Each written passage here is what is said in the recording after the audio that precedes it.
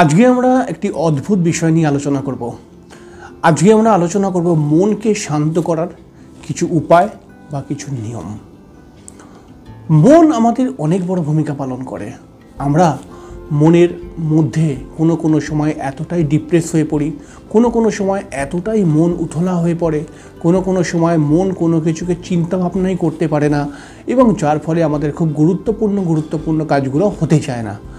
মনের সবসময় মন যদি উথাল পাথাল করে তাহলে পারে কিন্তু দেখা যায় যে কাজেতে সেরকম মন বসে না, বা এর ফলে কিন্তু মাথা গরমের প্রবণতাও ক্রিয়েট হয় অনেক ঘরেতে, অনেক ছেলে মেয়েদের মধ্যে। পরিবারের লোকদের সাথে বন্ডিং প্রবলেম, মনোমালিন্য তৈরি হয়ে যায়।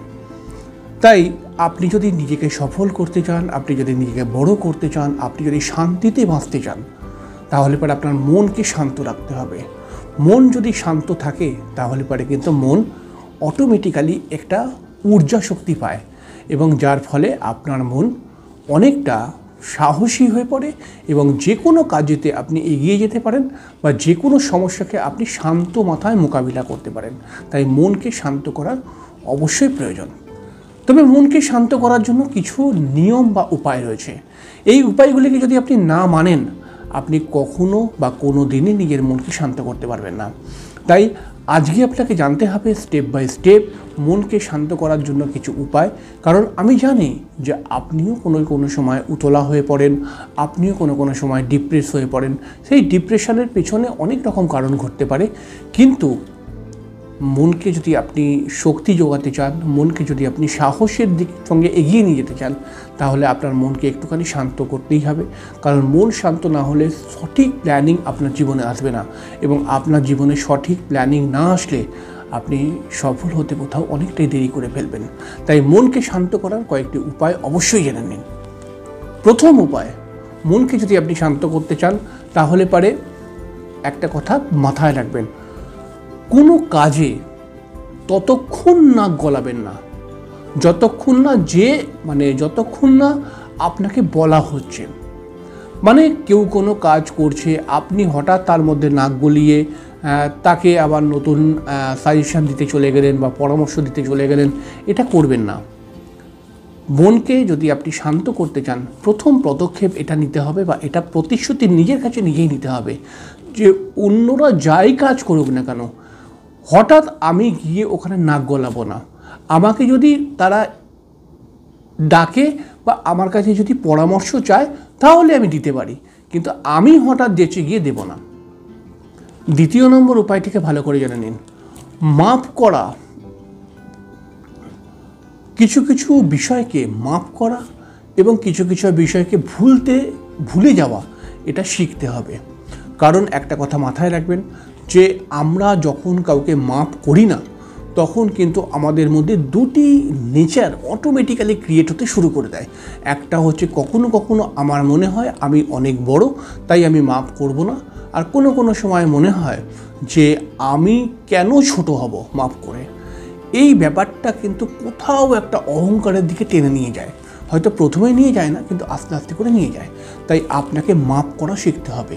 এবং কিছু পুরনো বিষয় রয়েছে যেটাকে মনে করে আজকের ডেটেতে আপনি অকারণে ঝামেলা করছেন, অকারণে চিল্লাচিল্লি করছেন, এই বিষয়টা আপনাকে ভুলতেই হবে। কারণ হচ্ছে এটা যদি না ভোলেন, আপনি কখনোই নিজের মনকে শান্ত করতে পারবেন না, এবং নিজের মনকে শান্ত না করতে পারলে আপনি জীবনের সামনের দিনগুলো অনেক সুন্দরভাবে কাটাতে পারবেন না। আপনি এটা লিখে রেখে দিন। 3 নম্বর উপায়টি ভালো করে শুনুন। নিজের নামকে ফেমাস করার জন্য আপনি কোনো পদক্ষেপ গ্রহণ করবেন না। আবার বলছি, নিজের নামকে ফেমাস করার জন্য আপনি দয়া করে কোনো পদক্ষেপ গ্রহণ করবেন না। এতে আপনি ডিপ্রেস বেশি হয়ে পড়বেন, এতে আপনি অতিরিক্ত চিন্তায় থাকবেন। শুধুমাত্র একটা কথা মাথায় রাখবেন, নিজের নামকে ফেমাস করার জন্য কোনো পদক্ষেপ গ্রহণ করবেন না, শুধুমাত্র নিজের কাজটা করে যান। দেখবেন কাজ যদি সঠিক হয়, কাজ যদি শৃঙ্খলাবদ্ধ হয়, একদিন প্রকৃতি আপনাকে ফেমাস করে দেবে। তাই আপনি নিজেকে ফেমাস করার জন্য কিচ্ছু উদ্যোগ নেবেন না, কারণ যত মানুষ নিজেকে ফেমাস করার জন্য ভেবে এগিয়েছিল তারা প্রত্যেকে ডুবেছে। তাই এই ভুলটা কিন্তু আপনি করবেন না। এতে আপনি অনেক শান্ত থাকতে পারবেন, অনেক সুখে থাকতে পারবেন, নিজের মনকে অনেকটা কন্ট্রোলে রাখতে পারবেন। এরপরে যে উপায়টি সবসময় মাথায় রাখবেন, বিশেষ করে ছোট ছোট ছেলেমেয়েরা যারা আস্তে আস্তে করে বড় হচ্ছে, টিনেজার বলতে পারি যে সমস্ত ছেলেমেয়েরা 18 থেকে 24 বছরের মধ্যে যে সমস্ত ছেলেমেয়েরা, অবশ্যই কিন্তু কাউকে কখনো হিংসা করবে না। হিংসা যদি করো তাহলে পারে কিন্তু এটা আস্তে আস্তে আস্তে আস্তে করে তোমার মধ্যে একটা ঈর্ষা তৈরি করিয়ে দেবে। এবং হিংসা করাটা কিন্তু একটা, আমরা যেটাকে বলবো যে হিংসা যদি কোনো মানুষ করে, কাউকে দেখে হিংসা করে, কাউকে দেখে জেলাস ফিল করে, তাহলে পরে এটা একটি তার খুবই খারাপ মানে নেচার বলা যেতে পারে। কারণ হিংসা করে কিন্তু কিছু করতে পারবে না। তুমি চেষ্টা করো, তোমারও হবে, ঠিক আছে। কিন্তু কেউ করে নিয়েছে, কেউ ধরো তুমি পড়াশোনা করছো না, অন্য পাশের ছেলেটা হয়তো ফার্স্ট হয়ে গেছে, সেকেন্ড হয়ে গেছে, তুমি হিংসা করছো, বা তোমার বাড়ির লোক হিংসা করছে যে ওই ছেলেটা ফার্স্ট হয়ে গেল, আমার ছেলে কিছু করতে পারলো না, বা আমি কিছু করতে পারলাম না, ও হয়ে গেল। তো এর পিছনে কারণ ও অনেক পরিশ্রম করেছে, খেটেছে, তাই ও ফার্স্ট হয়েছে। তুমি সেরকমভাবে পরিশ্রম করতে পারোনি, হিংসা করে লাভ নেই। কী করতে হবে সেটার ব্যবস্থা করা শেখো, দেখবে এতে অনেকটা মন শান্ত থাকবে। কারণ মনকে আমরা বারবার আমাদের অ্যাটিটিউডের মাধ্যমে উথলা করে ফেলি, এবং এই করতে করতে করতে করতে আস্তে আস্তে আস্তে আস্তে করে মনের যে একটা নিজস্ব জোর, এই জোরটা অটোমেটিক্যালি কমে যায়। তারপরে লাস্টে একটা সময় আমি গিয়ে বলি যে আমি যে কিছু করব সেই সাহসটাও পাচ্ছি না, আমি যে একটা রিস্ক নেব সেই সাহসটাও পাচ্ছি না। কারণ হচ্ছে যে তুমি আস্তে আস্তে করে নিজেকে ধ্বংস করেছো। এটা খেয়াল রাখবেন। কিন্তু প্রত্যেক দিন যদি পারেন ছেলে হোক বা মেয়ে হোক, একটু একটু 10 মিনিট 11 মিনিট করে ধ্যান করুন, মেডিটেশন করুন। আপনি করুন, এরপরে আপনি মজাটা বুঝতে পারবেন যে কি এর মধ্যে আছে। আপনি না করতে পারলে কিন্তু, আপনি যদি না করেন আপনি বলবেন কিন্তু 10 মিনিট ধ্যান করে কি কিছু হয়। কিন্তু আপনি অভ্যাস তৈরি করুন, 1 দিন 2 দিন 3 দিন নয়, অভ্যাস। এবং যদি 10 মিনিট করে চুপচাপ শান্ত মাথায় কোনো কিছু না ভাবনা চিন্তা করে চুপচাপ বসে থাকতে পারেন, এটাই এক ধরনের ধ্যান। এবং এই ধ্যান একটি নতুন শক্তি তৈরি করে মনের ভেতরে। এবং আপনি করে দেখুন মেডিটেশন, বা আপনি ধ্যান করার চেষ্টা করুন। এতে আপনার মন তো শান্ত হবেই হবে, তার সঙ্গে মাথা গরমের প্রবণতা, তার সঙ্গে ডিপ্রেশন, এগুলো অটোমেটিক্যালি চলে যাবে। এবং অনেক শাস্ত্রকারীরা বলেছেন যে যেই মানুষ মেডিটেশন প্রত্যহ করে তার অনেক রোগ কম আসে। তাহলে এটা কিন্তু অবশ্যই যারা ছোট, অর্থাৎ 18 থেকে 24 বছর, তারা তো অবশ্যই চেষ্টা করো। বড়দের জন্য এটা একটি ভালো রেমেডি বলা যেতে পারে, এটা কিন্তু খুব ভালো কাজ করে। এছাড়াও হচ্ছে কি, দেখো, কাউকে অযথা প্রতিশ্রুতি দিয়ে বেশি আমি কাজ করে দেবো এরকম কথা বলবে না, ঠিক আছে। যতটা তুমি পারবে ততটাই কথা বলো সামনের লোককে, এটা শেখো। এটা যদি আপনারা না শেখেন তাহলে পারে এটা কিন্তু একটা খারাপ আদতে তৈরি হয়ে যাবে। একদিন দুনিয়া আপনাকে মিথ্যেবাদী বলে দেবে। ভালো করে বুঝুন আমি কি বলতে চাইছি। মিথ্যে তো অনেক জায়গায় চলে না। তাহলে আপনি যতটুকু পারবেন ততটুকুই বলুন যে আমি অতটুকু পারবো। আমি অযথা কাউকে খুশি করতে গিয়ে আমি বললাম যে আমি অনেকটা পারবো বা সবটা করে দেবো, কিন্তু আলটিমেটলি আমি করতে পারছি না।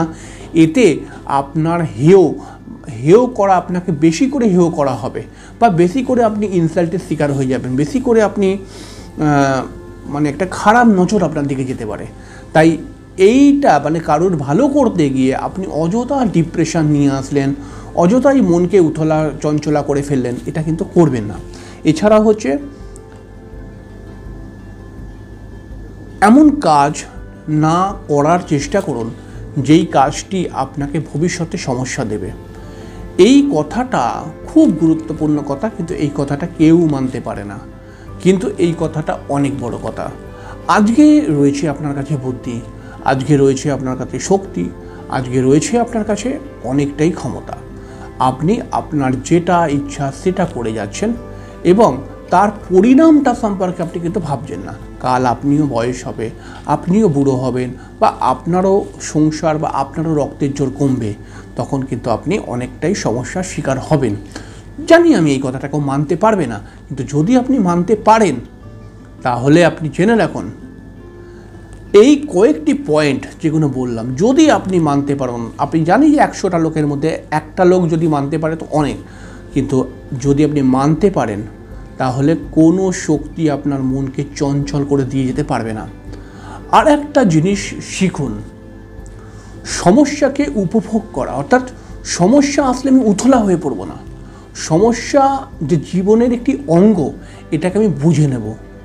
এটাকে যদি আপনি বুঝতে পারেন তাহলে আপনি দেখবেন একটি শক্তিশালী মানুষে আপনি রূপান্তর হবেন এবং সামনের দিনটি আপনার জন্য অনেক কিছু অপেক্ষা করে রাখবে, অপেক্ষায় থাকবে, মানে আপনি সামনের দিনটি আপনাকে অনেক কিছু দেবে আর কি। তাই মনকে কখনো চঞ্চলা করবেন না, মনকে কখনো উথলা করবেন না, মনকে সর্বদা শান্ত রাখুন এবং এই উপায়গুলোকে যদি মেনে আপনি চলেন তাহলে ডেফিনেটলি আপনার মন সর্বদাই শান্ত থাকবে। যাই হোক, অনুষ্ঠানটি কেমন লাগলো অবশ্যই লিখে জানাবেন। চ্যানেলটিকে অবশ্যই সাবস্ক্রাইব করে বেল আইকনটা ক্লিক করে দেবেন, এটা রিকোয়েস্ট। পরের দিনকে আরেকটি অনুষ্ঠানের সঙ্গে দেখা হয়ে যাবে, ততক্ষণের জন্য নমস্কার, অনেক অনেক অনেক ভালো থাকবেন, শুভরাত্রি।